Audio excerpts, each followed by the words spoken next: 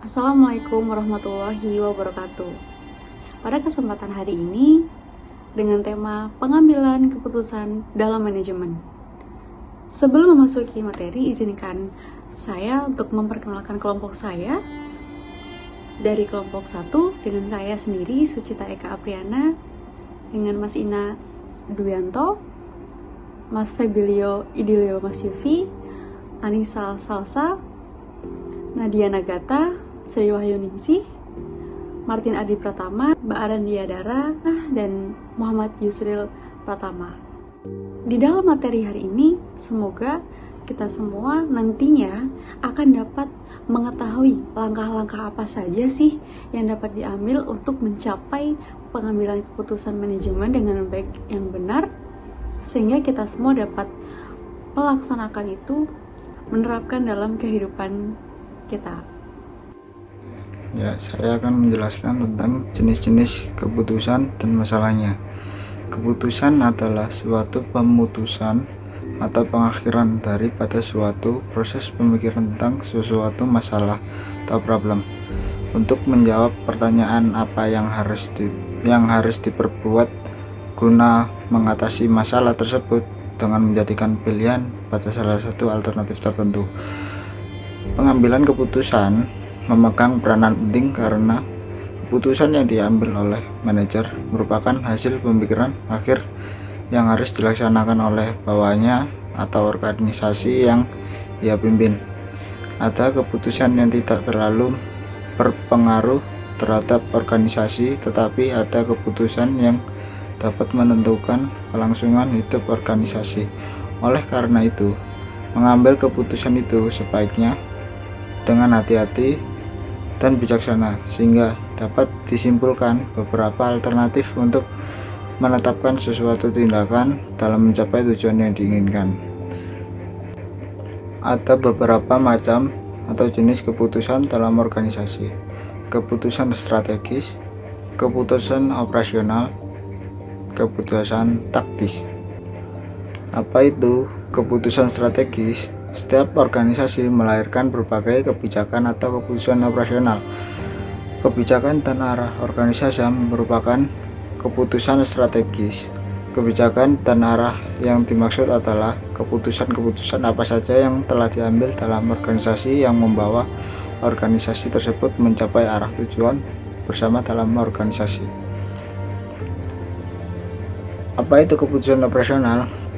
Keputusan organisasi yang menyangkut pengelolaan organisasi sehari-hari. Keputusan operasional sangat menentukan efektivitas keputusan strategis yang diambil oleh para manajer. Keputusan operasional ini dilakukan untuk menjalankan kegiatan organisasi sehari-hari atau dilakukan dalam rutinitas organisasi demi berjalannya organisasi tersebut. Keputusan taktis. Keputusan taktis meliputi instruksi kerja yang diterapkan berdasarkan proses atau prosedur perusahaan. Instruksi kerja tersebut menjelaskan bagaimana suatu pekerjaan dilaksanakan, siapa yang harus melakukan hal apa, kapan harus dilakukan, bagaimana caranya. Dari keputusan-keputusan ini lah yang akan membentuk atau memfinalkan rencana keputusan yang akan menjadi keputusan yang terprogram, keputusan yang non terprogram. Keputusan yang terprogram atau programmed decision berada dalam situasi yang telah sering muncul, sehingga aturan-aturan dalam mengambil keputusan bisa dibuat dan diterapkan. Keputusan yang terprogram dibuat untuk menjawab persoalan-persoalan organisasi yang kerap kali jadi, biasanya menyangkut suatu keahli tertentu untuk mengisi jabatan tertentu, memesan ulang untuk manufaktur lebih over budget, dan seleksi rute-rute pengangkutan untuk mengantarkan produk. Keputusan yang non terprogram atau non-program decision diambil untuk menjawab situasi yang unik. Situasi dikenali dan sangat tidak terstruktur, serta membawa konsekuensi penting bagi perusahaan, biasanya berkaitan dengan perencanaan strategis karena tingkat ketidakjelasannya yang tinggi dan keputusan-keputusan yang diambil pun rumit. Untuk selanjutnya akan dibawakan oleh teman saya. Ambiguitas atau ketidakjelasan maksudnya adalah dalam setiap pengambilan keputusan, jika keputusan itu mengandung ketidakjelasan dalam data, dalam instruksi, atau dalam prosedur, nah itu dapat mengakibatkan penyimpangan atau kesalahan dalam pelaksanaannya. Nah, kesalahan dalam pelaksanaan keputusan tersebutlah yang bisa mengakibatkan kegagalan. Yang kedua adalah resiko. Resiko yang dapat menyebabkan kegagalan adalah resiko yang tidak terkendali. Artinya, dalam pengambilan keputusan ada beberapa resiko yang tidak kita ketahui atau tidak kita perkirakan terjadi dalam proses pelaksanaan keputusan. Tapi kita tidak bisa mengendalikannya. Nah, karena tidak bisa mengendalikannya, timbullah masalah. Timbullah miskomunikasi dan lain sebagainya yang bisa menyebabkan kegagalan dari keputusan tersebut. Setelah sebelumnya kita mengetahui tentang berbagai macam jenis dan karakter dari keputusan yang nantinya akan kita ambil sebagai langkah pemecahan dari masalah yang kita hadapi, selanjutnya adalah menganalisis keputusan. Tujuannya adalah agar kita mengetahui seberapa rendah atau tinggi tingkat kegagalan dari keputusan yang kita ambil nantinya. Keputusan ada yang sudah terprogram dan tidak terprogram. Keputusan yang terprogram memiliki resiko kegagalan yang rendah dibandingkan dengan keputusan yang tidak terprogram, di mana keputusan tidak terprogram memiliki resiko kegagalan yang tinggi. Hal tersebut disebabkan karena ambiguitas. Di sini ada 3 bagian: model yang ideal dan rasional. Bagaimanakah sebenarnya manajer pengambil keputusan? Model politik. Model ideal dan rasional. Dalam pendekatan ini, model rasional dapat diartikan sebagai perilaku manusia berdasarkan keyakinan bahwa orang-orang dan organisasi menjalankan kalkulasi pemaksimalan nilai yang secara konsisten. Pendekatan ideal yang rasional ini dapat juga dicerminkan dengan model klasik, yaitu model dalam pengambilan keputusan yang berdasarkan pada asumsi bahwa manajer harus membuat keputusan yang logis, yang akan berada dalam kepentingan ekonomi perusahaan dengan proses yang sangat kompleks. Model klasik ini disebut model yang normatif, yang berarti bahwa model ini menentukan bagaimana seseorang pengambil keputusan seharusnya mengambil keputusan dengan proses tahapan sebagai berikut. Yang pertama, mengenal permasalahan.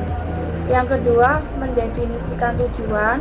Yang ketiga, kumpulkan data yang relevan. Yang keempat, identifikasi alternatif yang memungkinkan. Yang kelima, seleksi kriteria untuk pertimbangan alternatif terbaik. Yang keenam, modelkan hubungan antara kriteria, data, dan alternatif.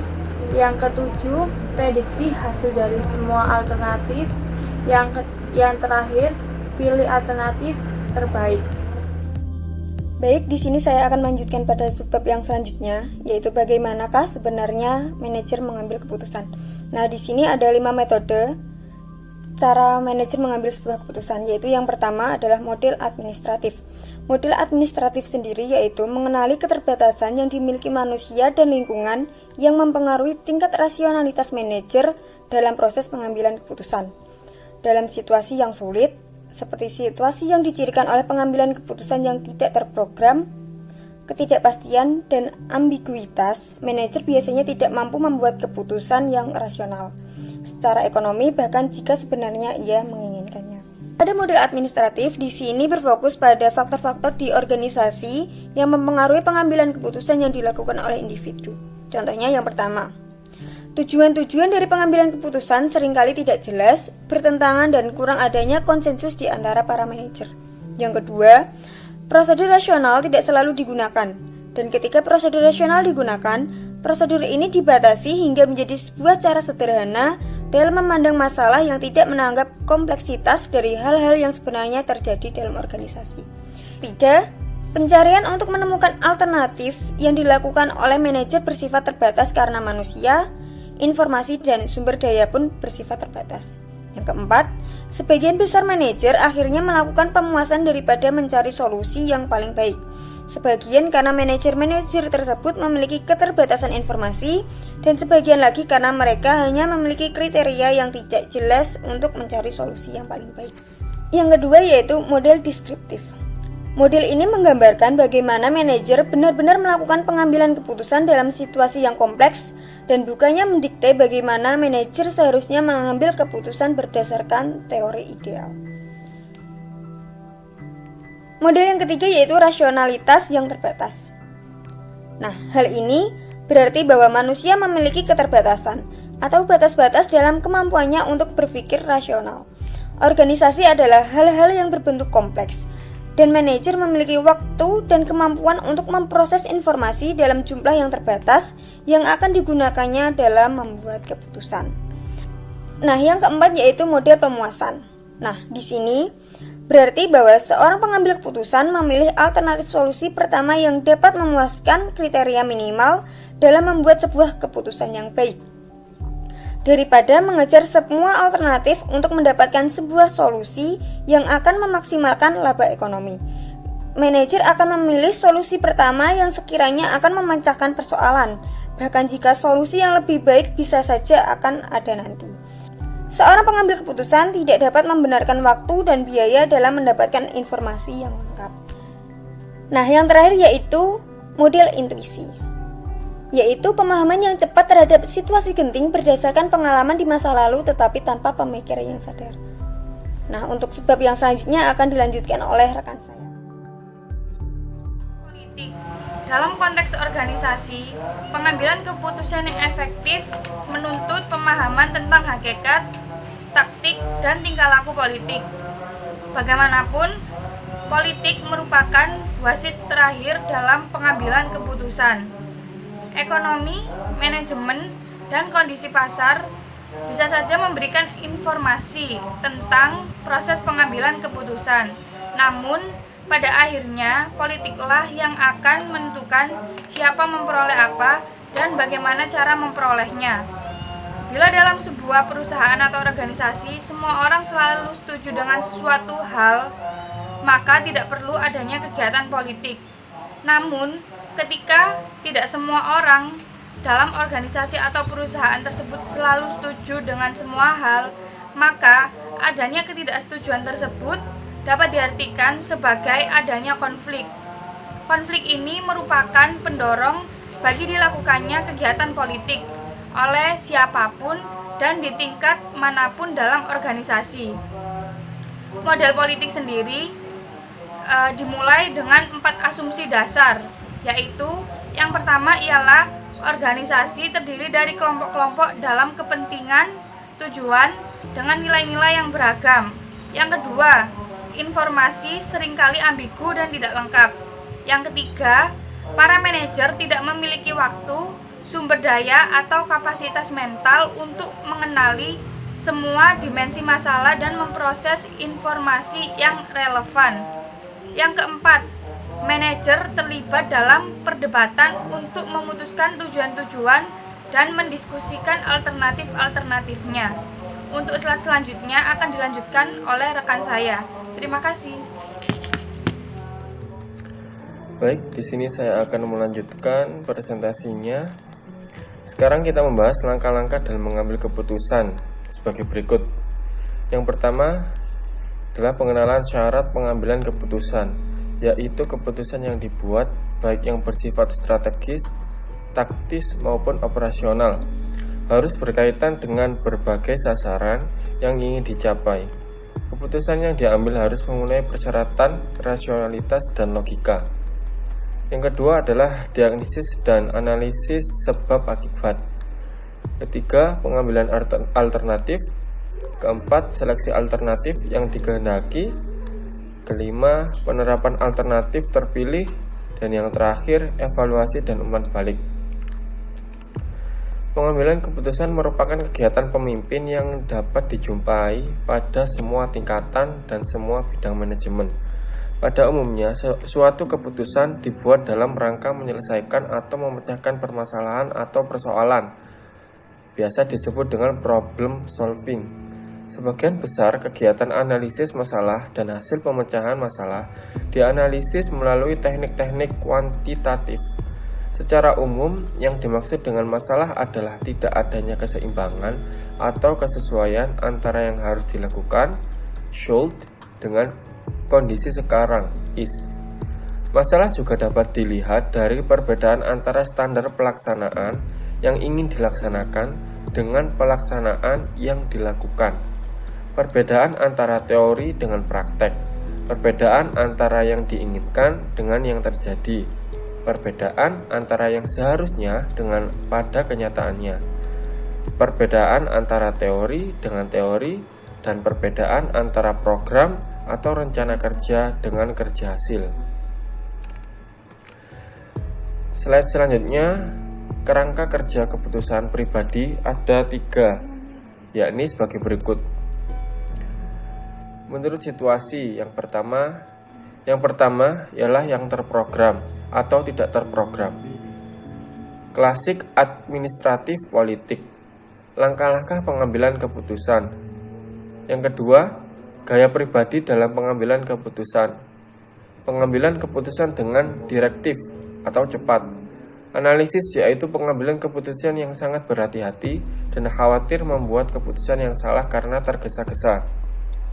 Konseptual, pengambilan keputusan yang terbuka dengan cara-cara baru dan berani menghadapi resiko. Perilaku ipikal, pengambilan keputusan yang memperdulikan dampaknya terhadap orang lain. Dan yang ketiga, yaitu pilihan keputusan dengan solusi terbaik untuk menyelesaikan permasalahan. Keputusan dapatlah terprogram ataupun tidak terprogram. Situasinya dicirikan dengan beragam tingkat ketidakpastian, dan manajer dapat menggunakan model klasik, administratif, atau politik. Selain itu, proses pengambilan keputusan mengikuti 6 langkah yang sudah kita ketahui. Perbedaan dalam mengambil keputusan dalam dijelaskan dengan konsep gaya pengambilan keputusan, decision styles. Gaya pribadi pengambilan keputusan mengacu pada perbedaan di antara orang-orang berhubungan dengan cara mereka mengevaluasi masalah, mengembangkan alternatif-alternatif, dan membuat pilihan. Slide selanjutnya akan dibacakan oleh teman saya. Terima kasih. Oke, terima kasih atas presentasinya. Saya akan coba melanjutkan presentasi dari rekan saya. Untuk poin selanjutnya adalah mengapa manajer mengambil keputusan yang salah. Dari poin ini ada 6 topik pembahasan. Yang pertama adalah terpengaruh oleh kesan pertama. Terlalu sering menekankan pada masa lalu dapat membuat manajer membuat perkiraan yang lemah dan keputusan yang salah. Dengan demikian, masa lalu yang pernah dialami oleh manajer tersebut akan sangat berpengaruh terhadap pengambilan keputusan jika masalah yang dialami terulang kembali. Untuk poin kedua adalah membenarkan keputusan-keputusan yang lalu. Maksud dari poin kedua adalah orang-orang tidak suka melakukan kesalahan. Jadi, mereka terus saja mendukung keputusan yang salah dengan maksud untuk membenarkan atau memperbaiki masa lalu. Kemudian untuk poin yang ketiga adalah melihat apa yang ingin dilihat. Orang-orang seringkali mencari informasi yang mendukung insting dan sudut pandang yang mereka percaya dan menghindari informasi yang bertentangan dengan keyakinan mereka. Sangatlah penting bagi manajer untuk jujur pada dirinya sendiri tentang motif yang dimilikinya, serta Penting pula bagi manajer untuk menguji semua bukti yang ada dengan cara menilai yang setara. Poin keempat adalah mempertahankan status quo. Manajer mungkin mendasarkan keputusannya pada apa yang telah berhenti di masa lalu dan gagal mengeksplorasi pilihan-pilihan baru, menggali informasi tambahan, atau menyelidiki teknologi-teknologi baru. Poin kelima adalah terpengaruh oleh kerangka masalah. Di sini manajer merespon keputusan yang dapat dipengaruhi oleh bagaimana masalah itu disampaikan dengan kata-kata yang bijak ataupun dengan kata-kata yang salah. Poin keenam adalah terlalu percaya diri. Percaya diri memang sangat dibutuhkan bagi seseorang, apalagi seorang manajer. Namun, over percaya diri juga tidak dibenarkan karena pendapat yang orang lain sampaikan bisa jadi tidak bisa diterima walaupun pendapat itu benar. Maka, over percaya diri bisa menyebabkan pengambilan keputusan yang salah oleh seorang manajer. Oke, demikian yang bisa kami sampaikan dari presentasi 29 April 2021 dengan materi pengambilan keputusan dalam manajemen. Kurang lebihnya kami mohon maaf. Dari presentasi ini kita bisa mengambil kesimpulan ataupun notulen. Dalam sebuah organisasi, pimpinanlah yang berhak mengambil keputusan tentang manajemen perusahaan. Namun, keputusan tersebut harus diambil dengan bijak dan dengan mengedepankan konsekuensi dari yang harus ditanggungnya. Terima kasih. Semangat pagi.